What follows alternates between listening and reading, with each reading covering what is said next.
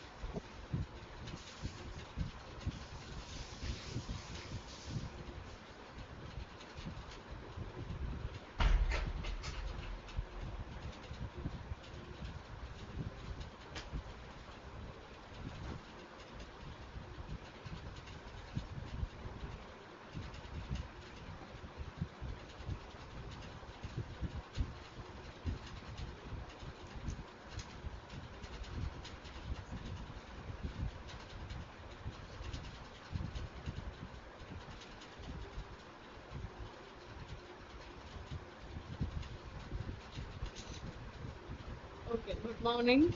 Am I audible?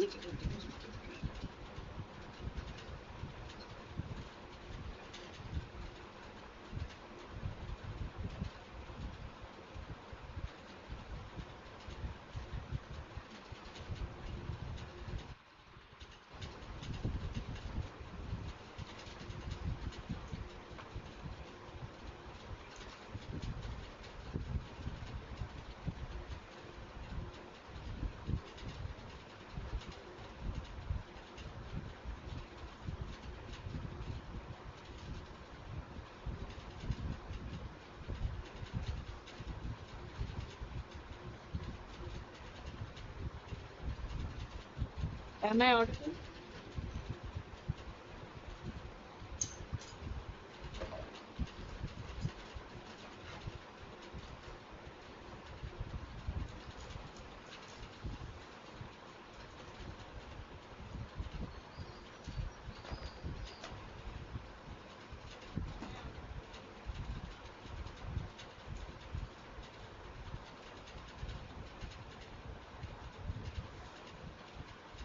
Okay, I'll start this session. So today I will discuss power relations in AC circuits. So what are these AC circuits? AC circuits are the one in which the source that is connected is alternating quantity. So if AC quantity, alternating quantity AC source is connected to the circuit, then such circuits you can call them as AC circuits. Okay, and in AC circuits, the value of the magnitude and direction of current and voltage will not be constant. They will vary, okay, as time varies. Now, let us see the power relations in AC circuits. Before getting into power relations, let us see what is meant by instantaneous power in AC circuits. So,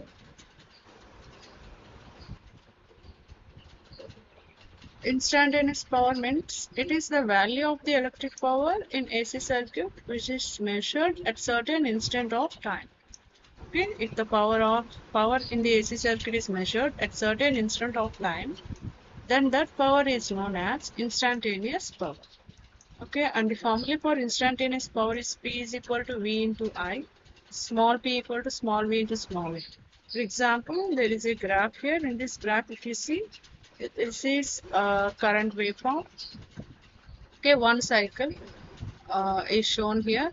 So in this positive half cycle, if you see, there are it is divided into different sections. Okay, it is divided into different sections. So this x-axis is nothing but time, y-axis is current. Now let us this waveform, this current is increasing at it from instant 0. So this the time at this instant t is equal to 0 seconds. Let us assume. Now the current is increasing, increasing and increasing, and it has reached to I1 value at certain instant. Let us assume t1. At t1 current is I1. Okay, now further current is increased and now it has reached to certain value at this particular instant. Current is I2. So the time at that particular instant, let us assume T2. So now if we are measuring, if we are measuring current and voltage, for here I am showing you here current waveform. So if we are measuring current and voltage at particular instant of time, okay, and if we take the product of that current and voltage at that particular instant of time, then that is known as instantaneous power. So here we have understood. So instantaneous power definition I have shown it in the previous slide. If you see the value of the electric power in an AC circuit which is measured at certain instant of time. At certain particular instant of time, if we are measuring the power in an AC circuit, that is known as instantaneous power. Formula for instantaneous power is P is equal to V into I. Okay. So now let us assume this V and I. Okay, small v is instantaneous voltage, small I is instantaneous current. So formula for instantaneous voltage is given by Vm sin omega t. And let us assume current lags voltage by an angle of phi. Therefore, formula for this instantaneous current is given by I equal to Im sin omega t minus phi.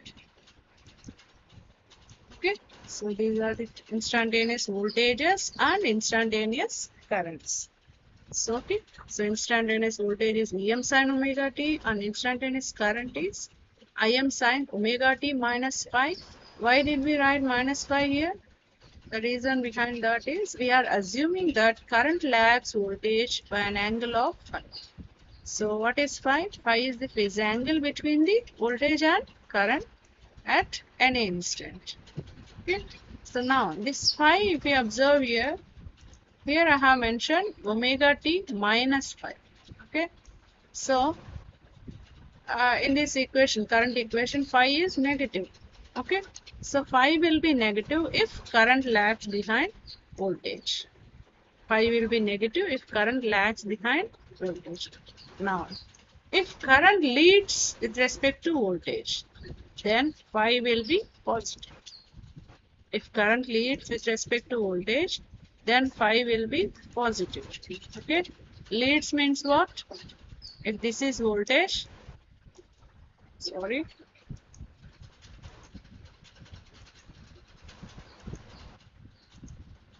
if this is the phasor of voltage, and if this is phasor of current, okay, this is phasor of current in anti-clockwise direction. In anti-clockwise direction, current is ahead of voltage.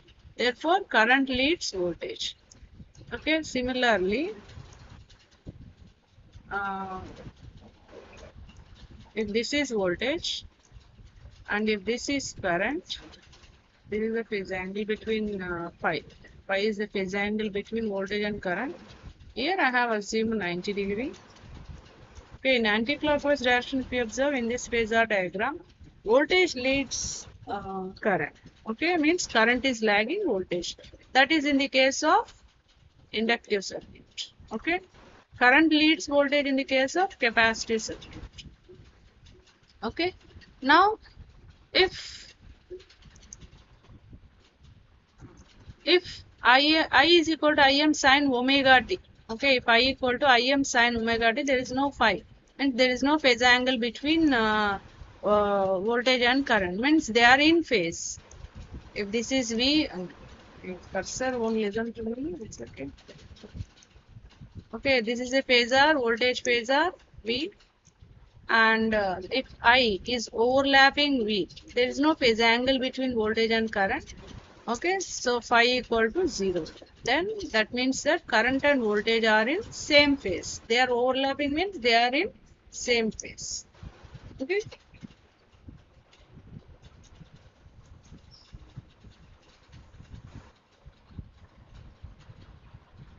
Now let us calculate the instantaneous power. Okay.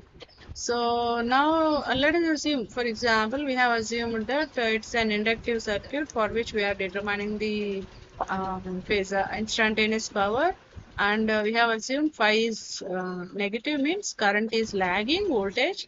Therefore, current equation is this. Now, instantaneous power formula is what? P equal to V into I. What is V? Vm sin omega t. What is I? Im sin omega t minus phi. Okay, so this we have substituted voltage equation and current equation in this instantaneous power formula. Now, in order to simplify this, I have multiplied and divided with the above equation with 2. So if you multiply and divide the above equation with 2, then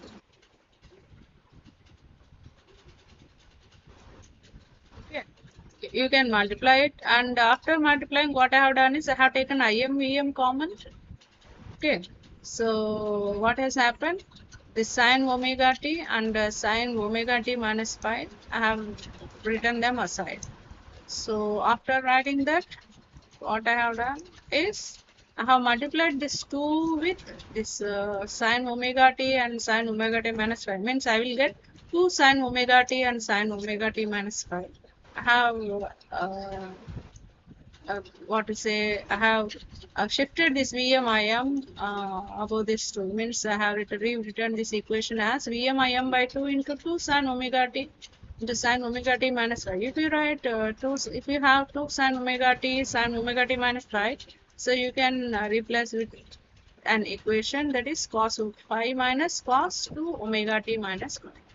Okay, so 2 sine omega t and into sine omega t minus 5 is equal to cos 5 minus cos 2 omega t minus 5.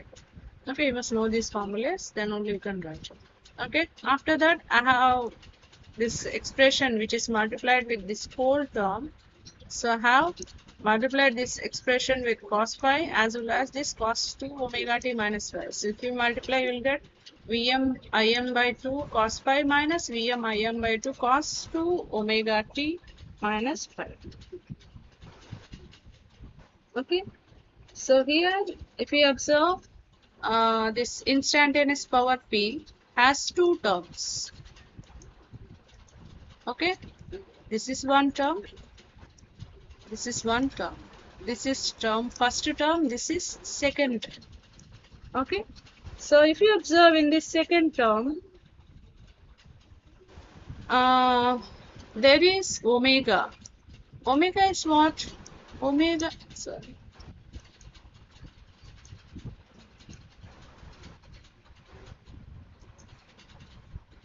So omega is nothing but 2 pi f, isn't it? Omega, I couldn't write omega, but omega is nothing but 2 pi. Omega is nothing but 2 pi f. So here, what is there here? 2 omega. So 2 omega means 2 is multiplied this 2 with this whole term. So 2 omega is nothing but equal to 2 into 2 pi f. It's 2 into 2 pi f.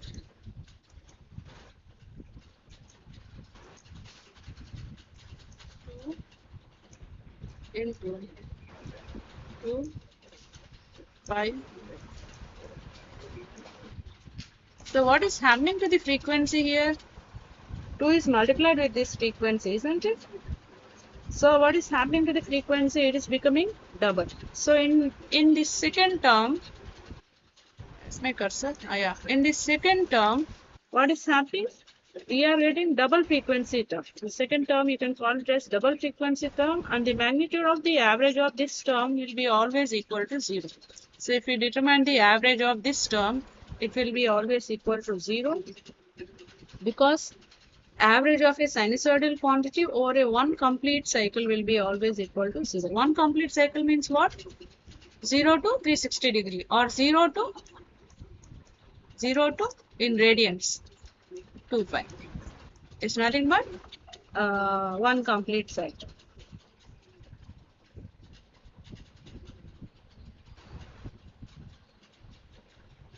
Okay. So if you if you take the average of for one complete cycle, if you determine the average of this instantaneous power, what do you get? The second term will become 0. So instantaneous power, which is the average value. So average power we can say. So average power is nothing but Vm Im by 2 cos phi, because the second term becomes 0 if we take the average for one complete cycle. Okay, one complete cycle means for 0 to 2 pi radians. Okay, now our instantaneous power, when we take the average for one complete cycle, has become P equal to Vm cos phi. Okay, that's what it is. P is equal to what? Vm cos phi. Why? Because the second term is becoming 0. Second term is becoming 0 if we take the average, okay, for one complete cycle. So P is equal to Vm Im by 2 cos phi. 2 can be rewritten as root 2 into root 2. Root 2 into root 2 is nothing but 2. So you can write 2 as root 2 into root 2. So Vm by root 2, Im by root 2. Okay. So So Vm by root 2 and Im by root 2. So you can replace Vm by root 2 with its RMS value, that is V.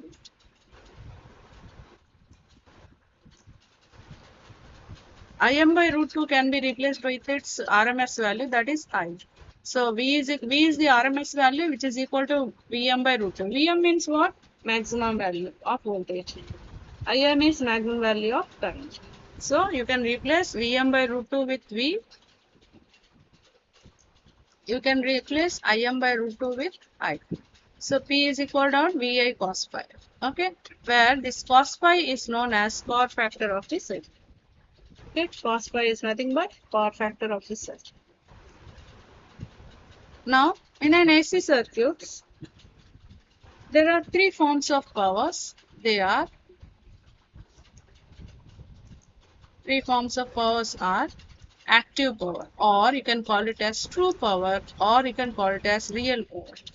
Or another form of power in AC circuit is reactive power. Another form of power in AC circuit is apparent power.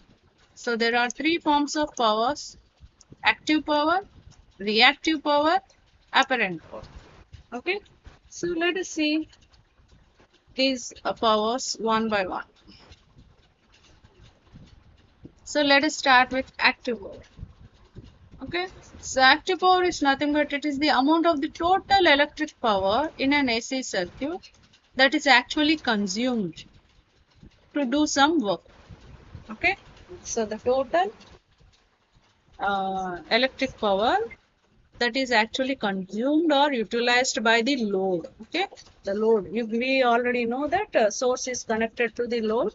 So source gives out energy and the load consumes the energy. So how much energy the load is able to consume, okay, for the from the source which is giving out energy. Okay, so whatever energy it is able to utilize to do some proper work. Okay, so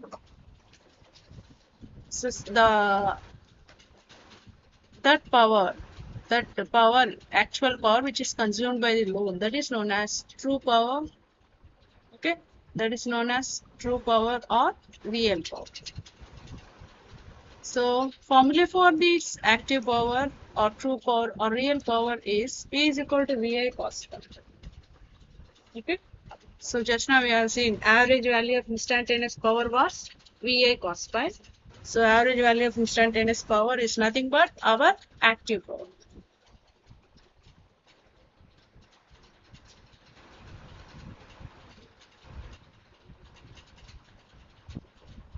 Okay. Now let us see what is reactive power. So reactive power, it is the amount of the total electric power. Okay. It is the amount of the total electric power that is unused by the load. Okay. That is unused means whatever energy that is given out by the source. Okay.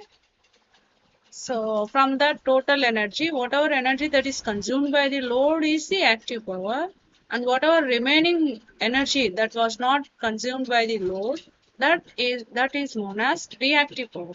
Reactive power is given by Q is equal to Vi sin phi. So notation for reactive power is Q. Okay. Notation for active power is capital P. Notation for instantaneous power is small p. Okay, remember that. So reactive power is the unused power. Notation is Q. And I did not tell you the what to say, the units for the active power, isn't it? So the active power units I didn't write here. That's why. So units for active power is is watts or megawatts or kilowatts or gigawatts. Okay, or simply you can say watts. So for reactive power, units for the reactive power are voltage ampere reactive, VAR, var. We call it as var. Volt ampere reactive, voltage ampere reactive. These are voltage for reactive. Okay. So now, if the load that is connected to the given circuit, it can be either inductive load or capacitive load. Okay. So for inductive load, if inductive load is connected, then the reactive power in the given circuit will be the lagging reactive power. Okay. If it is a capacitive load that is connected to the circuit, then the reactive power is the leading reactive power. Okay.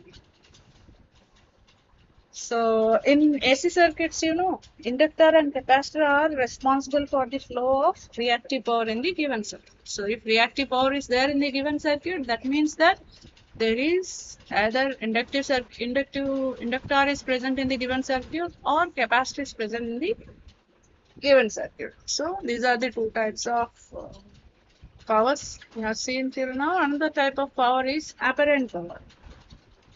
Okay.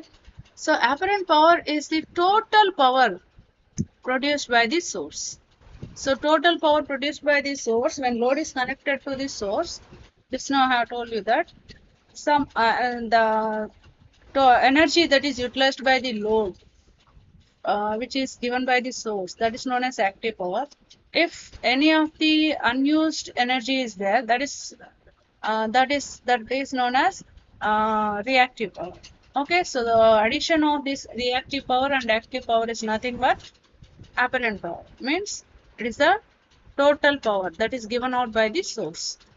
Okay, so unused power plus used power, unused energy plus used energy together is nothing but apparent power. So the total power that is produced by the source is nothing but apparent power. Its notation is S. Okay, its notation is S, and which is given by S equal to V into I. Its units are VA, volt ampere. Units for this apparent power is VA, that is volt ampere. Now, just now I told you that it is the total energy or the power that is produced by the source. So, and we already know that some of the energy is utilized. Whatever energy is utilized, whatever power is utilized by the load, that is known as active power. Whatever remaining power which is not utilized by the load is known as reactive power. So sum of active power and reactive power is nothing but apparent power. So that you can formulate together. So apparent power is the vector sum of, okay, apparent power is the vector sum of active power and reactive power. S is the apparent power, P is the active power, Q is the reactive power. So S is equal to P plus JQ. So you can represent this what to say, this apparent power in phasor diagram. Okay, so it is a vector sum. Here I have written phasor sum. It's okay for both phasor sum or vector sum is same. So you can represent in the this active power in on the phasor diagram or vector diagram, and you can draw the power triangles. Okay, so we have, for the triangle we will have three sides, isn't it? So S equal to P plus JQ. So P is real part and Q is the imaginary part. Okay, so you can draw the power triangle if you have an inductive circuit. Okay, then the power triangle, if you see, it is x-axis real values are usually written on the x-axis. P is the real value, isn't it? P is equal to V cos square. So P is the real value. On the imaginary axis, okay, on the imaginary axis, see, this is a real axis. This is sorry.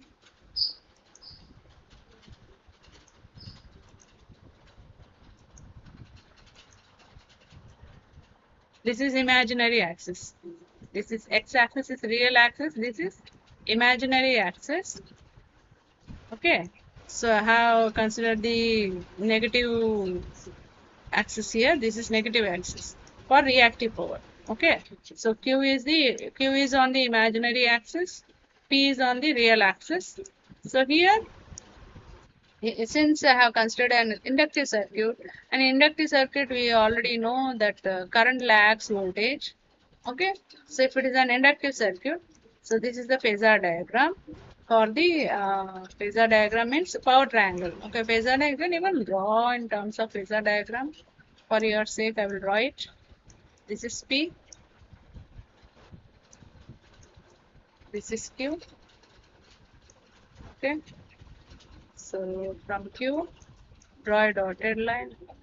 From P, draw a dotted line. From Q, I am unable to draw because it is at the edge of this slide. So this is a dotted line. From the origin, join like this. Okay, consider this as theta or phi. This Q is nothing but the length of this line is these two lines are parallel. So instead of writing Q there, you can write Q here.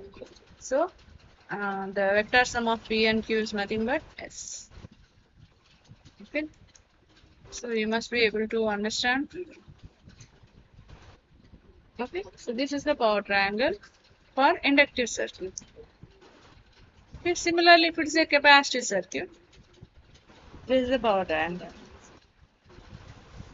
In capacitive circuit, what? Current leads voltage.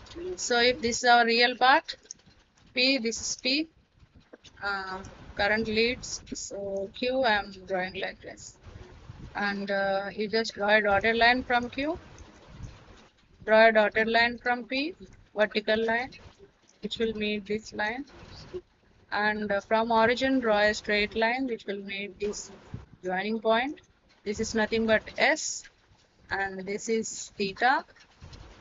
Okay, cursor won't listen to me, that's the main problem. Try my best to not press harder. I didn't press harder.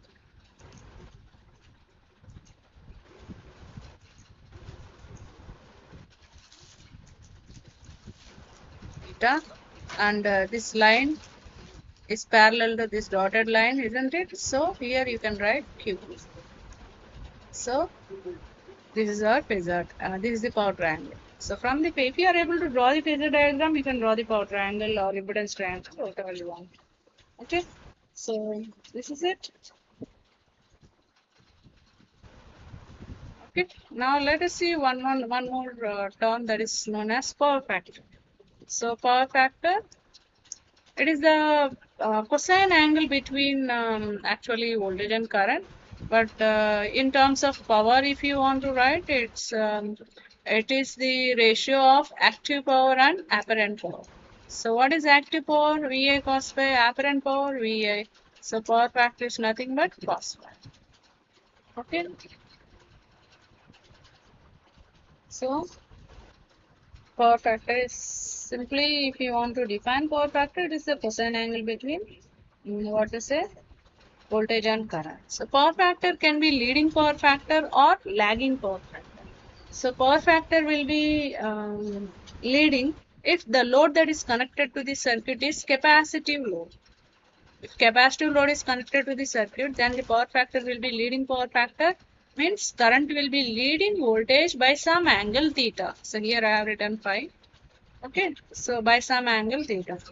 Similarly, if the load is inductive load, then current will lag voltage by some angle theta. Here I have written phi. So then the power factor for such phasor diagram will be lagging power factor. Okay. So let us see a numerical problem. Just go through it for a second. Read the question.